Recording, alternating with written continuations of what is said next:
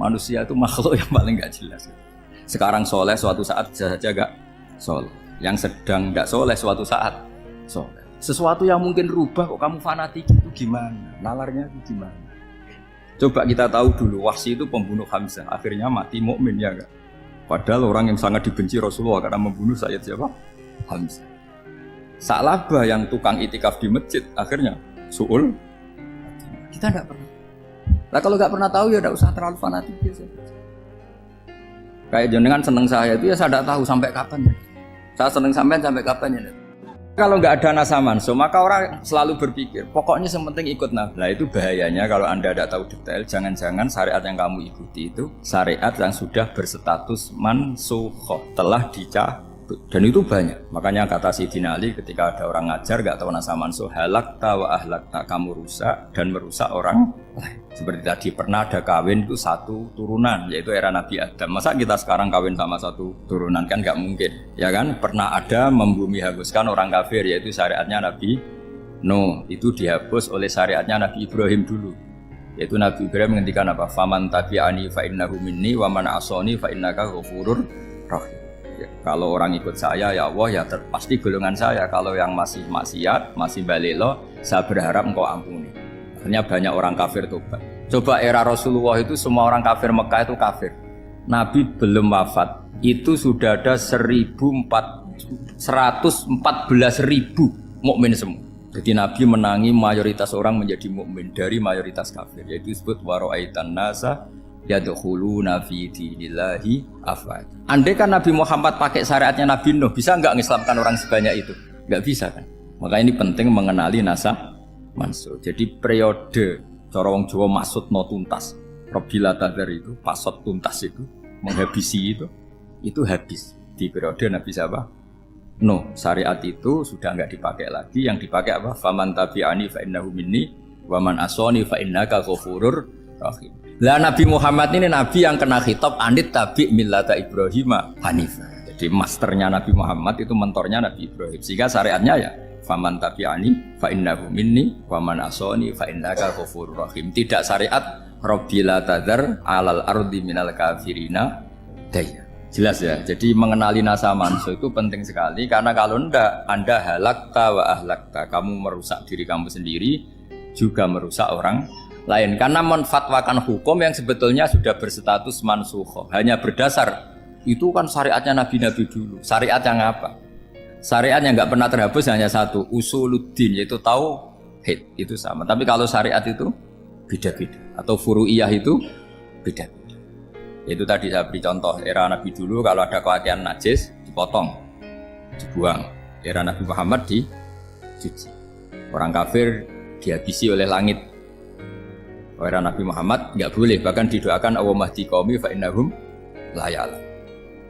Di Qur'annya apa? Wa in ahadum minal musyrikin astajaraka fa'jirhu hatta yasma'a kalama wa tsumma ablighu ma'mana. Jadi kalau ada orang kafir nggak boleh main dihabisin, mereka beri peluang untuk mengkaji kitabullah hatta yasma'a kalama wa. Kalau mereka sudah berpeluang ngaji, harus tsumma ablighu ma'mana, harus dijamin keamanan. Ya, karena apa? Dzalika bi annahum qaumul la ya'lamun. Bagaimanapun mereka memang karena tidak tahu. Nah, kenapa tidak tahu? Enggak. Karena tadi mereka tertutup oleh kultur yang beratus-ratus tahun. Mbah-mbahnya mereka menyembah batu, menyembah berhala. Ya tahunya itu ya Tuhan. Bagaimana Anda bisa menjelaskan sesuatu yang sudah beratus-ratus tahun kan tidak gampang. Maka ada periode dimaklumi, apa? Kalau era sampean kan mosok waktu disembah saking gobloknya orang, kamu lahir kan sudah nyembah Allah, tidak nyembah batu. Bayangkan kalau kamu jadi mereka, wong perut kamu saja disuruh makan pizza sakit kok, karena saking lamanya makan sambal kan gitu. Kamu bilang perempuan Indonesia saja cantik kok, saking lamanya jadi orang Indonesia. Padahal orang Indonesia tanyakan orang Eropa, cantiknya di mana? Kamu lahir di Afrika, bilang orang Afrika itu cantik, tanyakan orang Eropa, cantiknya di mana, hitam gitu kok. Jadi orang itu pasti terkooptasi oleh sekelilingnya. Orang Afrika akan bilang wanita Afrika itu cantik. Coba tanyakan orang Eropa, cantik apa enggak? Blas. Orang Eropa yang kulitnya gitu kata orang Eropa indah, kata sampean. Koyok anaknya kebo katanya kuda jadi. Jadi orang itu akan terkooptasi oleh sekelilingnya. Bayangkan kalau semua orang nyembah berhala terus kamu ndak, alasan kamu apa? Kan menentang mayoritas. Dan itu berat. Maka dimaklumi oleh Allah, dzalika bi annahum qaumul la ya'lamun fi manah panjenengan. Nah, pemakluman ini yang mulai sekarang terkikis. Orang main pukul saja enggak mau ngaji. Enggak mau ngaji Quran secara kafah. Jadi fatwanya Islam kafah tapi ngajinya Quran enggak kafah. Ngambil 1-2 potongan ayat dipakai dalil. Jadi Islamnya inginnya kafah tapi ngajinya Quran enggak. Kalau kafah ya hafal 30 juz itu. Kalau mau kafah ya hafal berapa? 30. Makanya saya sering bilang, saya sering dinasihati orang karena belum tahu saya ini hafal Quran. Bapak harusnya Islam itu kafah. Kata saya ya dimulai dari konsep Islam itu kafah dulu, apa ya hafal Quran secara kafah. Jadi ini penting saya utarakan. Bahaya sekali orang mengenali Islam tanpa mengenali nasakh mansukh. Karena beberapa syariat Nabi sebelum kita itu berstatus mansukh. Terus contoh berikutnya, ini nasakh mansukh antar Nabi apa khusus internal Nabi? Antar Nabi aja nggak selesai nih sampai. Contoh yang paling keren mungkin cowok semua senang. Nabi Dawud dulu istrinya berapa? 99. Nah itu kalau masih halal itu kan berarti jenengan tuh punya istri berapa? Wah itu kan ngeri betul. Punya satu aja repotnya gitu apalagi berapa? Punya 99. Terus kamu bilang gini, ini kan syariatnya Nabi Dawud, Nabi kan bisa diikuti. Pernah ada periode di mana seperti itu boleh. Jadi makanya mau tidak mau ngenali nasakh mansukh itu harus. Kalau enggak ya kamu masih berkeyakinan boleh beristri berapa? Nah ini penting saya utarakan. Makanya Sayyidina Ali itu kalau ngetes calon mubaligh, kira-kira kalau Kemenak dulu inginnya apa? Sertifikasi apa? Mubaligh. Itu tanyanya gitu. Ta'rifun an-nasakh wal mansukh, kamu apa tahu nasakh mansukh? La. Jawabnya Sayyidina Ali, halak tahu ahlak tahu, kamu orang yang rusak. Karena tadi takutnya ada syariat yang sudah mansukh dipakai. Itu tadi misalnya kita ini tidak umatnya Nabi Nuh, tapi pakai syariat Rabbila tadar alal ardi minal kafirina. Terus ketiga begini, misteri manusia itu. Dan ini kita tidak pernah tahu sampai kiamat, tapi ini ilmu harus kita diskusikan. Misalnya saya ini namanya Bahauddin. Saya sekarang hidup sampai 2019 sekarang. Kan hanya Allah yang tahu berapa turunan saya sampai kiamat dan statusnya kayak apa. Donald Trump juga gitu. Donald Trump itu sekarang kafir, tapi kita tidak pernah tahu nanti turunan keberapa ada yang Muslim. Lah turunan yang calon Muslim ini diletakkan di mana kita tidak tahu. Yang jelas kalau kamu bunuh itu katut itu. Artinya gini, logika membiarkan orang kafir itu ya ada logikanya. Logika membunuh karena mereka mau membunuh kita ya ada logika fikihnya, karena kalau kita ada membunuh dibunuh. Makanya semuanya hukum ini terus bergantung al-hukmu yaduru ma'ilatihi wujudan wa'adam. Di sini terus dipertemukan. Makanya semua nabi itu kalau yang namanya membunuh pasti pas perang saja, karena ini kondisi yang memang pilihannya hanya dua, kalau nggak dibunuh ya membunuh. Ada duel lah itu. Maka ini butuh kajian fikih dan orang nggak boleh subjektif dalam hal ini. Saya ulang lagi, tidak boleh subjektif. Karena tadi orang yang kamu katakan sekarang misalnya Zaid, kamu itu bodoh sekali.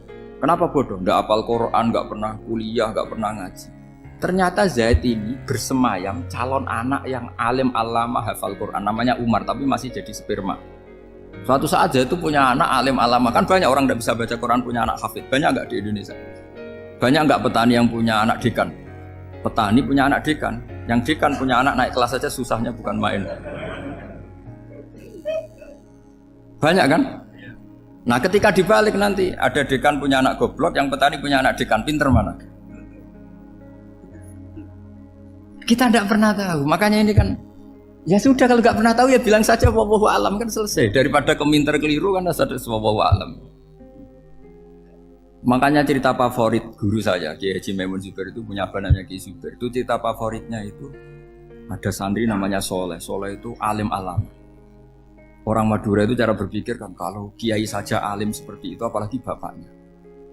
Pas bapaknya main ke pondok, santrinya ada ribuan. Bapaknya main ke pondok itu sholat tuh ya gak bener, gak sesuai sunnah Rasul lah kira-kira gitu. Sudah sholat tuh gak bener, apa-apa gak bener. Masih ditakwil sama santri Madura, karena orang Madura itu kultus. Mungkin khilaf itu satu khusus, pokoknya perlakuan khusus.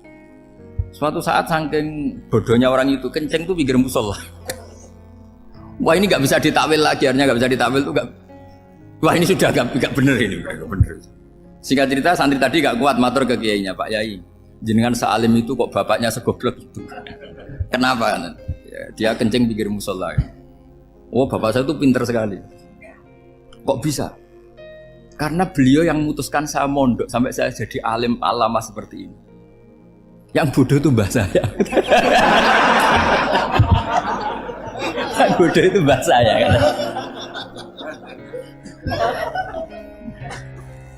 Artinya gini, sekarang misalnya Anda dekan atau Anda rektor atau Anda profesor atau Anda kiai top mubalek kondang. Anda mubalek kondang terus punya anak, gobloknya bukan main atau apalagi anaknya ketangkep KPK. Yang satu anaknya orang bodoh jadi dekan. Kalau kompetisi ini pinter mana coba? Ada ahli metodologi tapi anaknya itu terlibat narkoba. Yang ini petani utun, anaknya dekan. Kira-kira kalau dikompetisikan pinter mana? Anaknya pinter petani tadi gitu. Yang ketika petani kamu vonis bodoh gitu. Tapi siapa tahu kalau ini menyimpan calon. Paham ya? Kita tidak pernah tahu. Makanya Quran selalu ngajari dalam ilmu sosial itu wa in adri la'allahu fitnatul lakum wa mata'un ila. Dalam ilmu sosial itu kita harus jawab tidak tahu. Karena mudah. Makanya saya tadi pagi ngaji di direktorat saya bilang, saya pernah diprotes orang, Gus kamu udah jelas 01 atau 02. Ya saya jawab, manusia itu makhluk yang paling gak jelas. Sekarang soleh, suatu saat bisa saja gak soleh. Yang sedang gak soleh, suatu saat soleh. Sesuatu yang mungkin rubah kok kamu fanatik itu gimana? Nalarnya itu gimana? Coba kita tahu dulu, Wahsy itu pembunuh Hamzah, akhirnya mati mukmin ya enggak? Padahal orang yang sangat dibenci Rasulullah karena membunuh Sayyid siapa? Hamzah. Sa'labah yang tukang itikaf di masjid akhirnya su'ul. Kita enggak pernah. Nah kalau enggak pernah tahu ya enggak usah terlalu fanatik biasa. Kayak jenengan seneng saya itu ya saya enggak tahu sampai kapan ya. Saya seneng sampean sampai kapan ya. Kayak suami istri. Pas nikah harmonis bulan madu sampai kapan bertanya.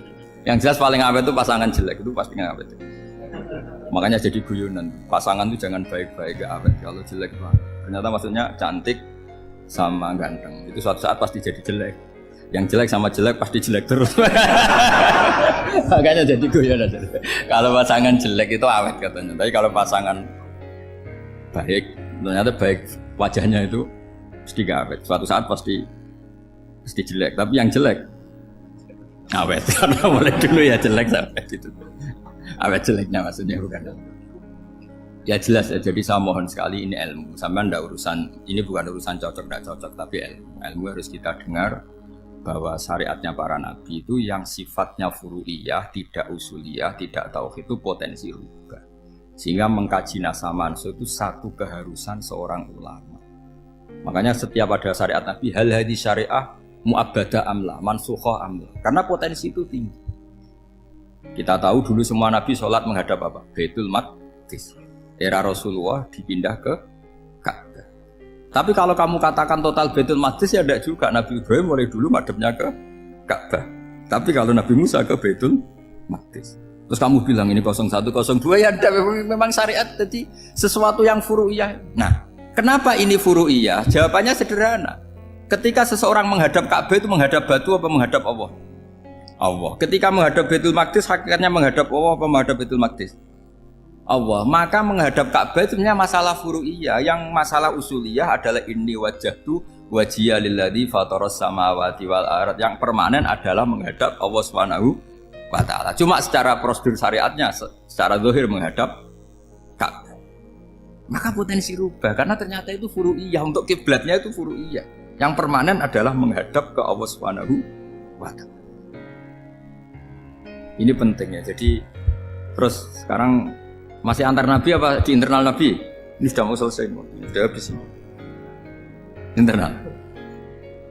Ini sudah selesai, ini sudah pas. Mohon Pak ambil. Wah. Jam sudah sampai mana tadi? Diteruskan apa enggak? Sudah ya, sudah kayaknya sudah. biar kelihatan cerdas. Sekali pertemuan sudah pinter gitu. Berapa? Setengah jam sudah pinter. Gitu. Yang internal Nabi apa antar Nabi? Internal ya, sudah sekarang ke internal. Kalau internal lebih banyak lagi contohnya. Yang masyhur tentu masalah Baitul Maqdis. Dulu Rasulullah pernah sholat menghadap Baitul Maqdis 16 bulan. Berapa? 16 bulan. Kila 17. Pokoknya khilafnya hanya 16 dan 17. Kalau ada bilang 10 bulan berarti gak pernah ngaji. Khilafnya, karena khilafnya itu hanya 17 sama 16. Akhirnya sama Allah diminta disuruh menghadap ke Ka'bah. Saya ulang lagi, itu tetap masalah antar nabi sebetulnya. Begini, makom itu kalau dalam bahasa Arab bukan kuburan. Kalau di Indonesia kan makomnya Sunan Bonang itu kan kuburan. Kalau makom dalam bahasa Arab itu sesuatu yang pernah dipakai singgah, itu namanya apa? Makom. Lalu Rasulullah itu pertama di Medina itu madhep Baitul Maqdis itu 16 bulan. Orang Yahudi senangnya bukan main, sampai mereka bilang gini, Muhammad tuh gaya-gaya nantok punya agama baru, tapi kiblatnya ikut kita. Baguslah anak itu, katanya masih tahu diri katanya. Bagus katanya itu masih tahu diri. Jadi senangnya bukan main orang Yahudi, karena kiblatnya Muhammad sama dengan mereka. Ya tentu mereka jangkar Muhammad, bukan Sayyidina Muhammad atau Rasul Muhammad, karena mereka masih gak iman. Nabi itu ya agak tersiksa, karena beliau secara gen turunan Nabi Ibrahim dan kiblatnya Ibrahim itu Ka'bah. Agak tersiksa tapi sami'na wa ata'na tetap madhab ke Baitul Maqdis berapa? 16 bulan. Suatu saat Nabi Muhammad itu disuruh madhab Ka'bah. Ini dengerin. Akhirnya madhab ke Ka'bah. Apa yang terjadi? Orang Yahudi komentar gini, Muhammad itu gimana? Dia di perantauan rindu sama keluarganya, terus rindunya itu diaplikasikan jadi perilaku agama. Jadi dia madhab Ka'bah dianggap kangen. Kayak saya kan orang Rembang. Rembang itu apanya Jogja? Timurnya apa? Nggak, Jakarta itu mana Jakarta itu? Barat sana ya. Ibaratnya saya orang Jakarta, terus merantau di Jogja. Dulu kiblatnya itu menghadap ke timur, terus ketika madhab ke barat kata sampean, wah itu Pak Dune kangen apa? Keluarga. Juga kurang ajar orang Yahudi. Jadi orang Yahudi itu memang paling pinter bully. Makanya kalau sampean tukang bully itu ya agak-agak, ya enggak. Saya tidak ngomong agak ya, pokoknya agak-agak. Ya. Pinter bully orang Yahudi. Makanya nggak ada orang debat sepinter orang Yahudi. Yang bisa ngalahkan hanya Tuhan itu. Orang Yahudi yang bisa ngalahkan hanya Tuhan. Lalu Sayyidina Ali orang paling terkenal cerdas. Itu kalau sama orang Yahudi itu pusing. Karena ya apa logikanya itu? Saya beri sekian contoh. Ada orang Yahudi tanya gini, Muhammad, kalau kambing mati itu yang bunuh siapa? Ya Allah, mati langsung itu. Agama kamu itu aneh, Mak. Yang langsung sentuhan Allah haram, tapi yang lewat tangan-tangan jahil manusia malah halal. Harusnya itu yang halal kan orisinal langsung Allah yang mundur. Jadi utaknya itu aneh, dari cara berpikir itu aneh. Nah cara sampean ini kan, nak halal pangan kue. Tapi Nabi kan nggak boleh bertutur kata kasar gitu. Kalau yang jadi Nabi saya untalan ngono kan gitu. Tapi Nabi kan nggak boleh kasar. Jadi Nabi itu problem karena nggak boleh apa? Kasar. Kalau kita kan gampang, wis nak halal untalan kan selesai, Pak. Tapi Nabi nggak boleh kasar gitu. Jadi nak jadi nggak Nabi, ya sampean itu kan enak. Mau keliru ya pantas, mau apa saja pantas. Karena kan nggak panutan. Kalau Nabi nggak bisa. Meluruskan kebenaran itu harus tetap sesuai akhlak. Ya jadi agak kerepotan. Makanya punya Umar alhamdulillah ada yang nggak perlu aturan gitu. Jadi enak. Jadi ya itu memang aturannya harus itu. Coba Nabi itu perang tapi nggak boleh bunuh. Kayak apa susahnya? Beliau jadi sasaran tembak tapi nggak boleh bunuh. Kalau sahabat kan enak, duel, relax, santai, bisa tarung. Kalau Nabi nggak boleh. Makanya Nabi meskipun ikut perang terus nggak ada sejarah orang yang dibunuh. Ya, hanya satu peristiwa itu pun dibaca orang kafir, ditangkis Nabi, pedangnya kembali ke dia mati. Tapi nggak ada yang Nabi. Karena Nabi kalau pembunuh nanti itu terus kayak pendekar kan susah juga punya Nabi kok. Habis perang saya Nabi tanya, Muhammad habis serang berapa? 1000. Ya repot juga punya Nabi mantan apa?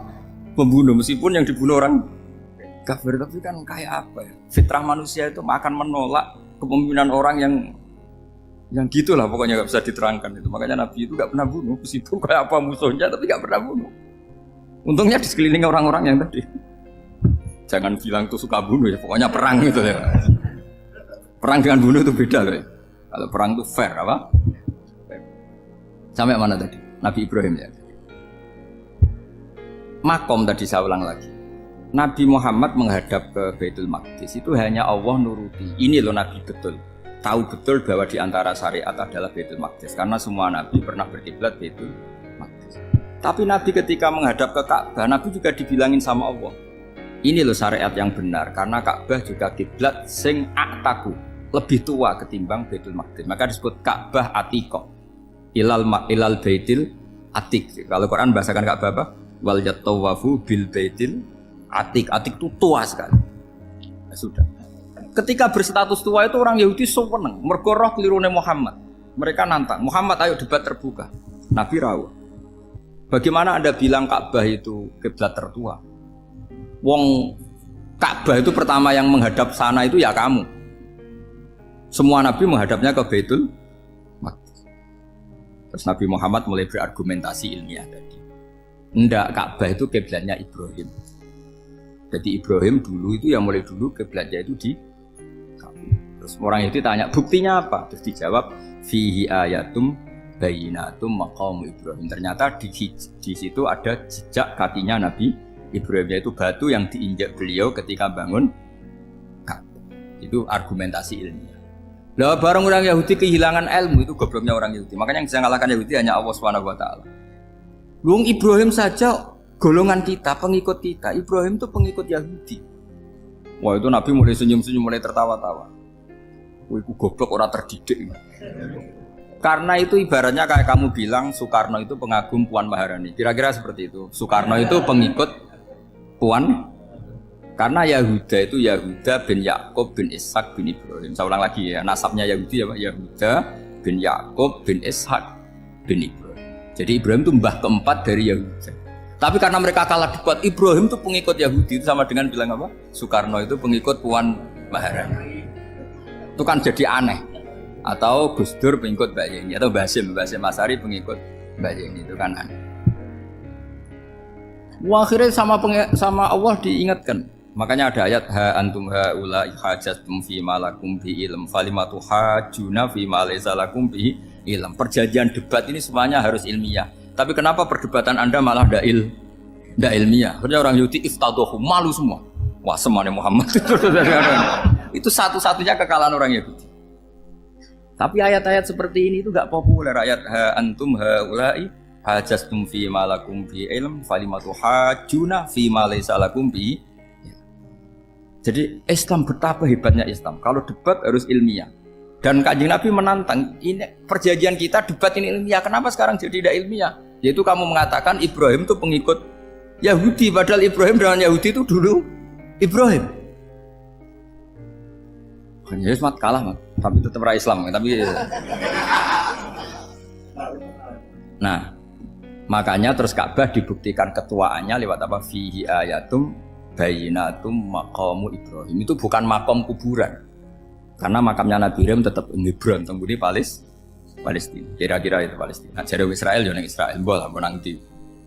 Jare ning Israel yo ning Israel, jare Palestina ning. Saya pernah ziarah ke sana di Hebron. Di makamnya Nabi siapa? Ibrahim. Jadi jelas ya, jadi nasa mansuh itu ketentuan yang dikehendaki Allah Subhanahu wa taala untuk menguji loyalitas manusia, menanggalkan semua akal. Makanya saya mohon sekali siapapun yang ngaji saya dimanapun, sekali-kali manusia itu harus menanggalkan akal. Sekali Anda pakai akal, maka Anda akan ingkar dengan nasa mansuh. Nasa mansuh itu hukum yang direvisi, yang dibatalkan. Makanya orang Yahudi lagi-lagi pinternya orang Yahudi, merovokasi orang-orang yang Islamnya belum kuat, diprovokasi gini. Ungzuru ila Muhammadin tahayyara fi din yukhillu yawman wa yuharrimu ukhra. Lihat itu Muhammad, dia kebingungan cara beragama. Kadang bilang A, besok bilang B. Jadi nasa mansub dianggap satu bentuk kebingungan. Gak kurang ajar tapi. Wah, akhirnya sebagian orang yang murtad. Makanya nasa mansub itu satu peristiwa yang menjadikan banyak orang murtad. Karena diprovokasi orang Yahudi bahwa itu bentuk kebingungan Muhammad. Akhirnya terus saya qulu sufa minan nasi ma wallahum angqiblati mulati kanu aliyah. Kelirunya orang Yahudi adalah ternyata nasa mansuh yang dipilih Rasulullah itu semuanya ada di Taurat dan Injil. Termasuk di Taurat dan Injil disifati dan Nabi yusolli ilal qiblatin, bahwa Nabi ini akan bersolat dengan dua kiblat. Makanya tetap ditantang. Kul fa'tu bittaurati fatluha in kuntum shadiqin. Kalau kamu tidak percaya bahwa saya ini orisinil, ayo bareng-bareng mengkaji Taurat. Tapi mereka tidak siap mengkaji Taurat. Karena Taurat semuanya mendukung Rasulullah Muhammad SAW. Fatluha in kuntum shadiqin. Makanya ini penting sekali ngaji. Jadi perdebatan itu macam-macam. Dan itu pinternya orang Yahudi. Ungzuru ila Muhammadin tahayyara fi dini. Yukhillu yawman wa yuharrimu ukhra. Ini penting sekali. Makanya Nasa Mansur itu uji loyalitas. Itu Imam Malik kalau mencontohkan ke Imam Syafi'i. Saya berisikan contoh fikih. Ini saya melanggar waktu. Ini sudah. Saya yang tidak mengesahkan diri saya. Ya misalnya ini ya, ini kertas saya bawa ya, ini kertas saya bawa. Terus ini tak kasih uang misalnya, uang 100.000. Atau kalau contoh Imam Syafi'i dulu dididik Imam Malik begini. Ya Syafi'i kalau kamu punya 2 budak, 2 pembantu, kalau dulu kan masih ada budak, 2 pembantu lah kira-kira. Seneng mana, yang cerdas sama yang goblok? Seneng yang cerdas. Kalau yang nurut sama yang bantahan, seneng yang nurut. Lah yang nurut itu yang goblok. Makanya tinggal dibalik saja. Kamu tak beda ya. Seneng mana punya istri yang cerdas apa yang goblok? Coba jawab. Atau ibu-ibu mbak-mbak ini, seneng mana punya suami yang cerdas atau yang goblok? Kalau cerdas gak bisa diakali, tapi goblok nurut tapi ya kadang di sini kan dengan sini. Nah, itu kan antar manusia. Masalahnya kita menghadapi Allah Subhanahu wa taala yang semua kita pasti bodoh. Kita menghadapi Allah Subhanahu wa taala yang semuanya kita pasti bodoh. Allah jelas ngendikan wa kanal insanu dzaluman jahula. Manusia itu banyak dolimnya. Dolim itu sifat mubalaghah. Kalau orang dolim sekali dolim, kalau sering zalum, kalau jahil biasa jahil, kalau banget jahil jahul. Bahasa Arab kan gitu memang. Ghafir, pengampun biasa. Kalau ghafur selalu mengampuni. Syakir, makanya sifatnya Allah Ta'ala ikut wazan fa'ul semua. Ghafur, syakur. Atau diikutkan wazan fa'al. Kalau goblok biasa jahil, goblok banget jahal kan gitu. Kafir biasa kafir, kalau kafir banget kafar. Ya, jadi wazan balagha itu bisa fa'al, bisa fa'ul ya. Kafirin, kafar atau kafur. Paham ya? Malah ngaji nahwu. Ya, tapi ini memang perangkatnya ya. Ini kan perang mau tidak mau. Makanya misalnya Allah tidak suka kulla kafarin banget kafir ya, Pak. Paham ya? Kulla khawanin banget khianate. Kalau khain khianat biasa, kalau khawan sering khianat.